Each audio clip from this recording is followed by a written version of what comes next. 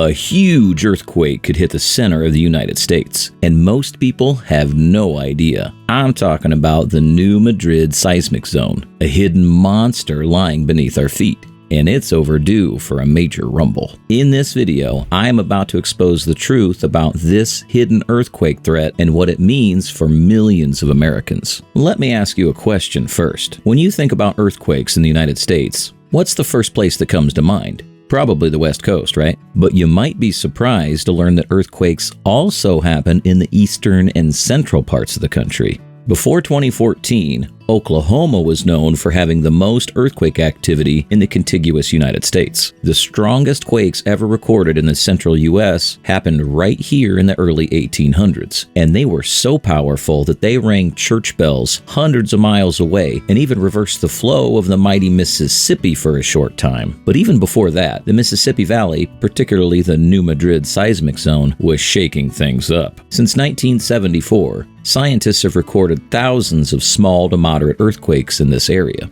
Now, experts are warning that the next big quake could hit right here in Missouri's new Madrid Seismic Zone. So what's causing all these quakes, and how bad could it be for the people living there? The new Madrid Seismic Zone might not be as famous as its counterparts in California, the Pacific Northwest, or Alaska. Still, it's one of the most dangerous seismic regions in the United States. It is a 150-mile-long fault line in the Midwest, covering parts of Arkansas, Missouri, Tennessee, and Kentucky. It runs through the central Mississippi Valley, from northeast Arkansas to southern Illinois. About 750 million years ago, during the Precambrian era, the supercontinent Rodinia was starting to split apart. But instead of entirely breaking apart, it left behind a weak spot in the Earth's crust. That weak spot is what we now call the new Madrid Seismic Zone. It's buried deep beneath layers of sediment from the mighty Mississippi River. Speaking of the Mississippi, it's like the main character in this story. It winds its way through the new Madrid Seismic Zone, creating a massive floodplain that's super important for farming, shipping, and all sorts of stuff. This floodplain is a big deal, with rich, fertile soil that's perfect for growing crops like cotton and soybeans. Now, let's talk about the land itself. Next to the river, things start to get interesting. You've got the Ozark Plateau to the west and the Appalachian Mountains to the east. These areas are like the scenic backdrop to the flat floodplain, with their rolling hills, forests, and all kinds of cool geological features like caves and springs. The seismic zone itself is where things really get shaky. Underground faults lurk beneath the surface, just waiting to cause trouble. When earthquakes happen here, they can change the course of rivers, create new lakes, and even reshape the landscape with landslides. It's like nature's way of leaving its mark on the world.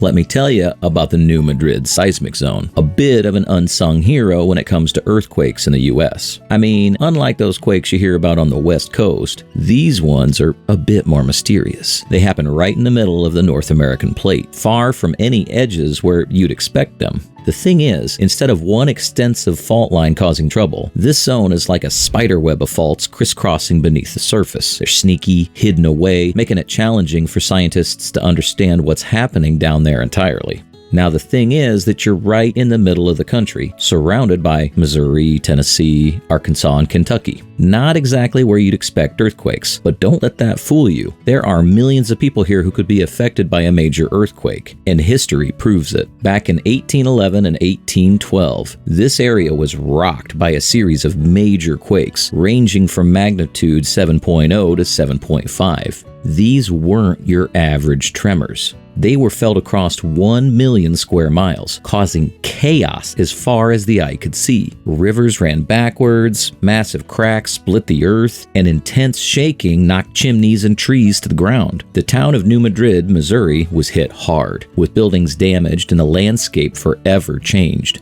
Aftershocks rumbled on for 5 whole years after the initial quakes. But the seismic activity didn't stop there. Over the years, there have been other significant quakes, though none quite match the magnitude of those early 1800s shocks. The biggest ones since then were in 1843 and 1895, with magnitudes of 6.0 and 6.6 respectively. The 1895 quake near Charleston, Missouri, left virtually every building in town damaged and caused chaos as far away as St. Louis and Memphis. Now, fast forward to 1968. when a 5.4 magnitude quake near Dale, Illinois shook things up yet again. Even people in Boston, Massachusetts felt their buildings sway. It just goes to show that seismic activity in this region isn't something to take lightly. Scientists have been busy piecing together evidence to understand the long-term activity of the new Madrid zone. What they've found is a bit unsettling. Large earthquakes seem to happen here every 500 years or so,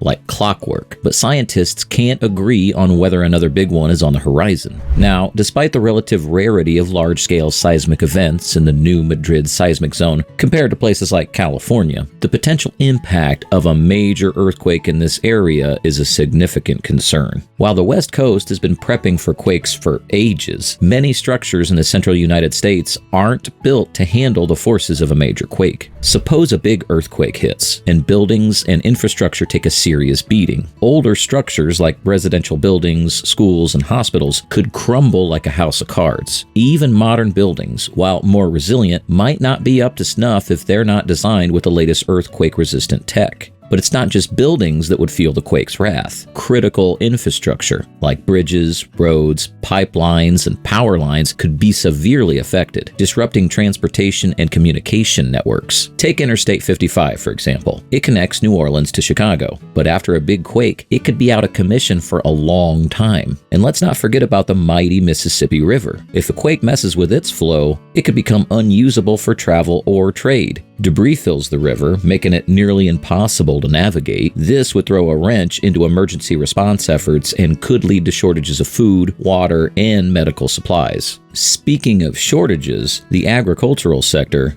a big player in the region's economy, would face its own set of challenges. Soil liquefaction, where shaking caused saturated sediment to act like a liquid, could damage farmland. Plus, the destruction of storage facilities and transportation infrastructure could disrupt agricultural markets around the world. A 1991 FEMA report estimated that a 7.6 magnitude quake could kill about 2% of the population and seriously injure up to 10%. And the financial toll? A 2004 report pegged damages at a whopping $296 billion, with nearly 730,000 people displaced from their homes. Today, the new Madrid Seismic Zone is home to over 2.1 million people, with Memphis, Tennessee leading the pack. But it's not just those within the zone who would feel the impact. Cities like St. Louis, Nashville, and Evansville would also be shaken to their core. To address these challenges, comprehensive strategies are needed to enhance building and infrastructure resilience, prepare for the potential consequences of a major earthquake, and improve emergency response and recovery capabilities. Investing in seismic retrofitting, developing early warning systems, and enhancing community preparedness are essential steps to mitigate the risks posed by seismic activity in the new Madrid Seismic Zone.